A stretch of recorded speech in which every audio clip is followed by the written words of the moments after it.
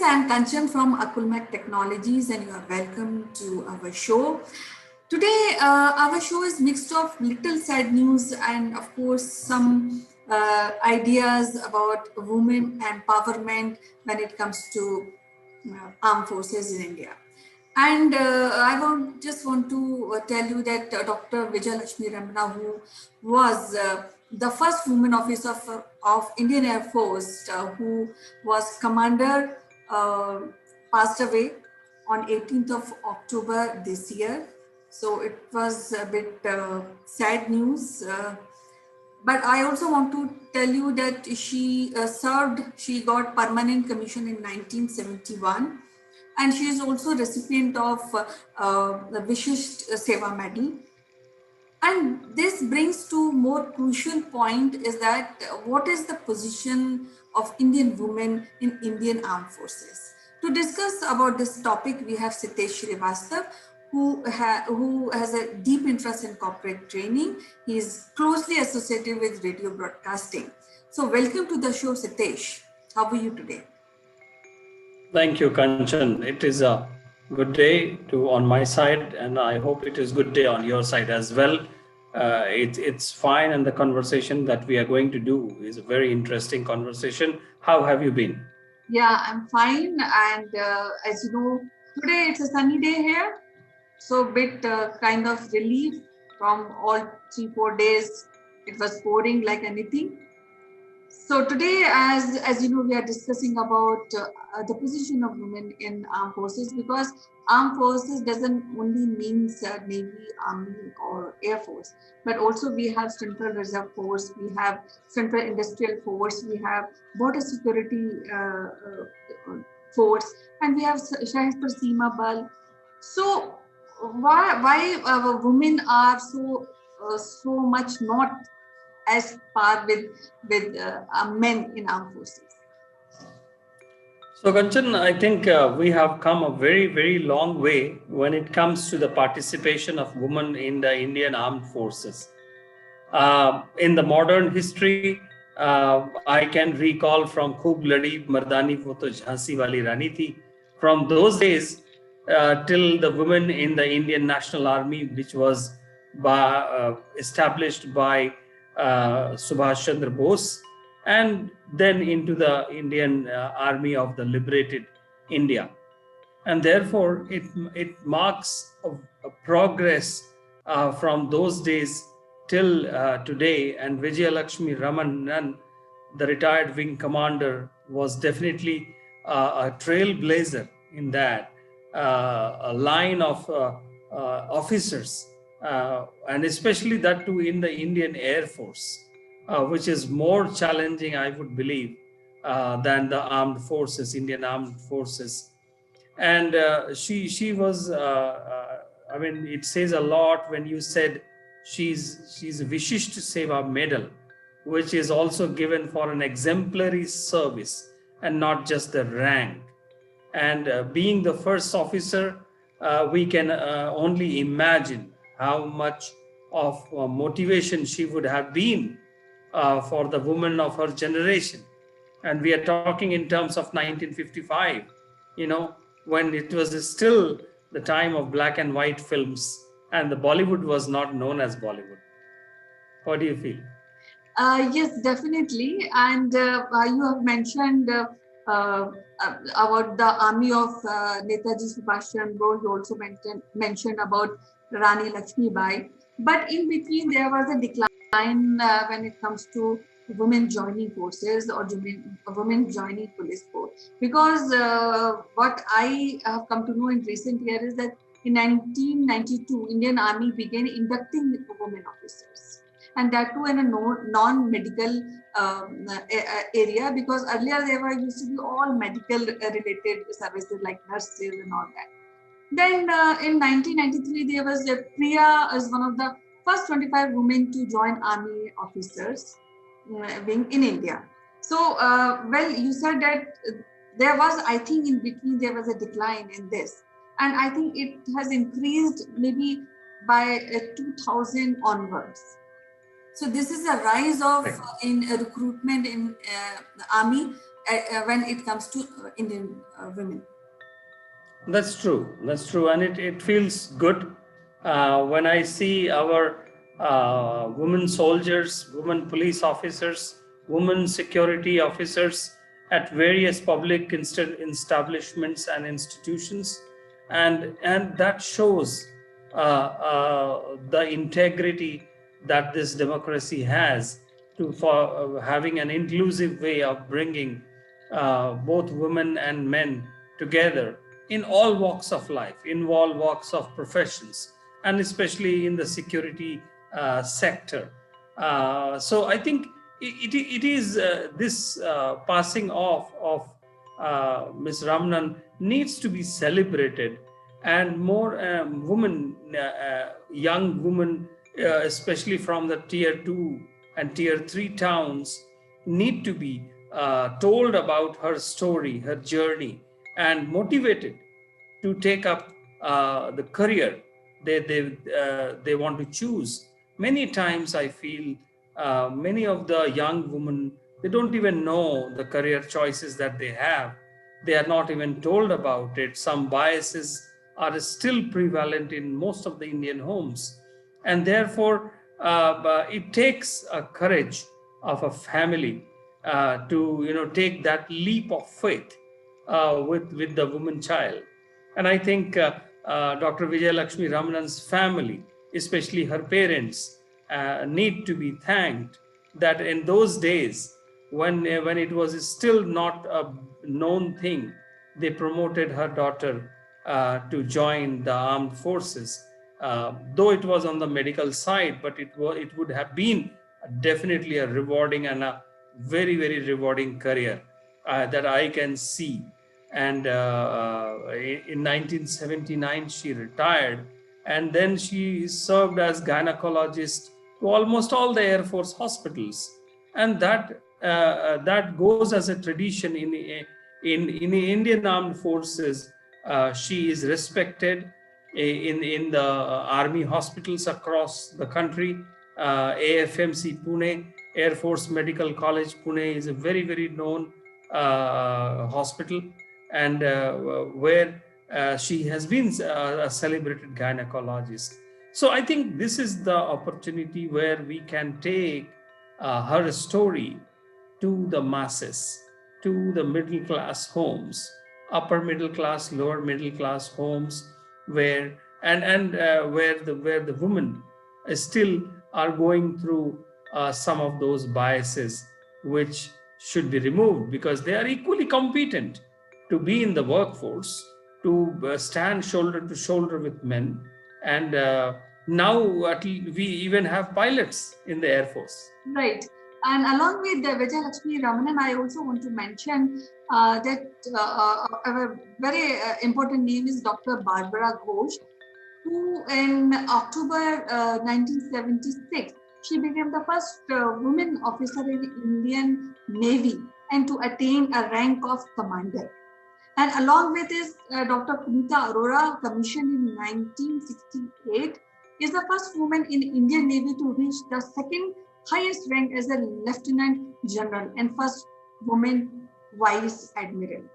So, but what I think is it took almost some time, 2000, when we got first woman officer who got gallantry award, is Lieutenant Colonel Mitali Madhumita.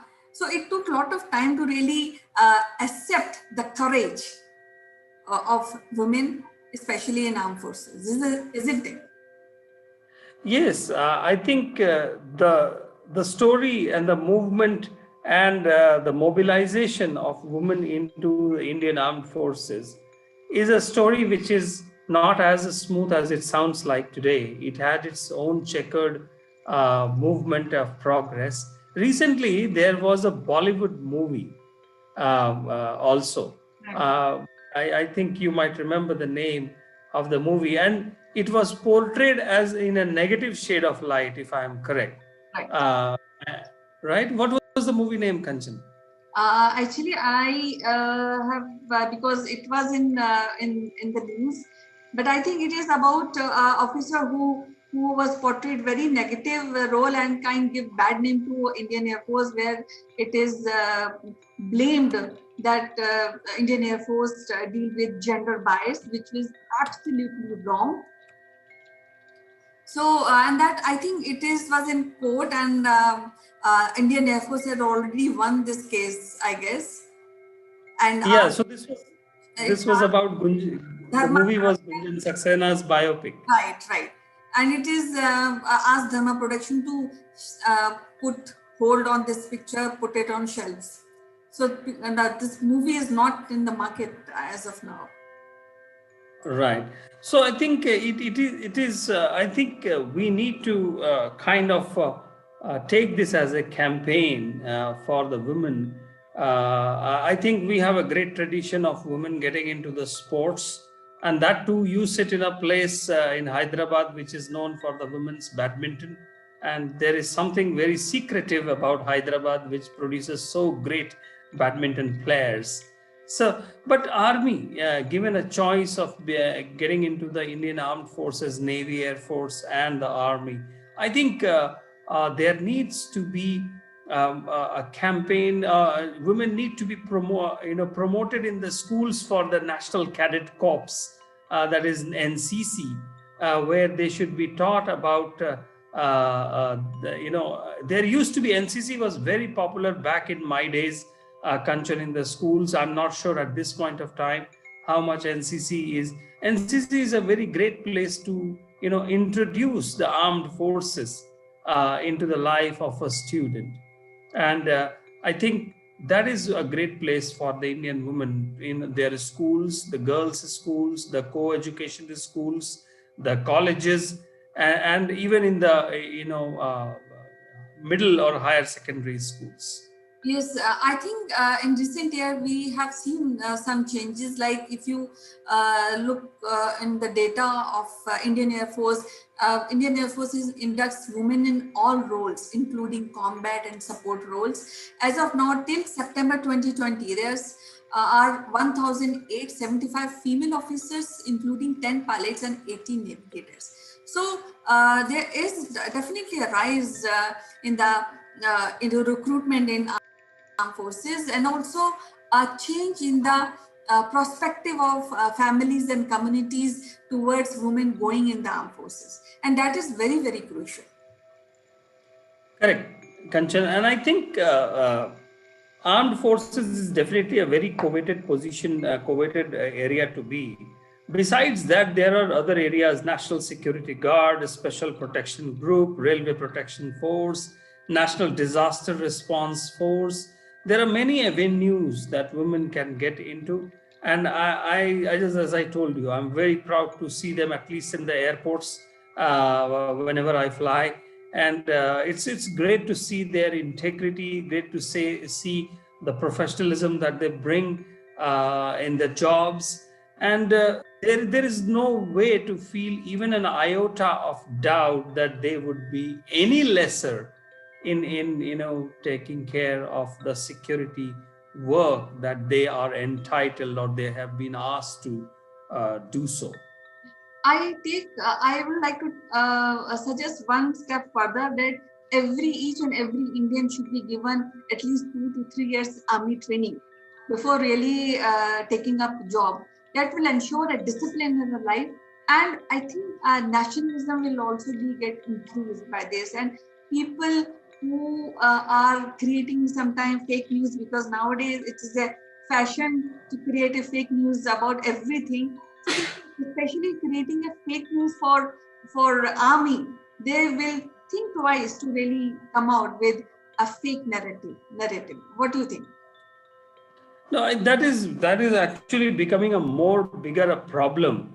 The deep fake news, the fake news, it is a whole industry all around, and there are so many things which can influence nowadays in the digital media that we are almost glued to during our waking up time, and it has in fact eating up our sleeping time as well. It's very easy to manipulate our mindsets, and especially on the women's stories that are going around. I mean, these are very, very few depictions are motivating in the popular media. Still, the stereotype stories are being dished out again and again, either in the radio or I can see in the television medium. Very few. You remember Kanchan, the Udan serial many years back. You might remember. We had a serial called Arohan about a tele-serial showcasing women officers serving in the Indian Navy. And so it is, and now the Gunjan Saxena, which actually become a controversial movie. There was a web series called The Test Case in 2007 about the first woman training to serve the combat role. So there are more needs to be done in terms of the media, in terms of I live very close to Hindustan Aeronautics Limited establishment. All the billboards, Kanchan, are not having a single woman there, which is surprising. So that needs to change. The mindset needs to change. The promotion needs to change. The media needs to portray it in a different way. And they need to be celebrated in our popular media. Yes, and that's what I said. All the filmmakers who have no idea about how the army works, they are making films about army. So I think it's very, very, it should be mandatory for each and every citizen to really go and take a training at least for 2 to 3 years in army and know how army works. And of course, women should take a lead, and they are taking lead, and they have no restriction of joining army at the moment. Maybe the recruitment will increase in various areas of army, isn't it? What is your idea in this? That is true, and I think I think there is a great momentum at this point of time. And the other day, I was seeing a discussion happening on our national channel Doordarshan about some of the women who are part of top level administrative positions, and I was surprised to see lieutenant level women in that, and IPS level women in that, and security forces in Jammu and Kashmir heading those sensitive posts.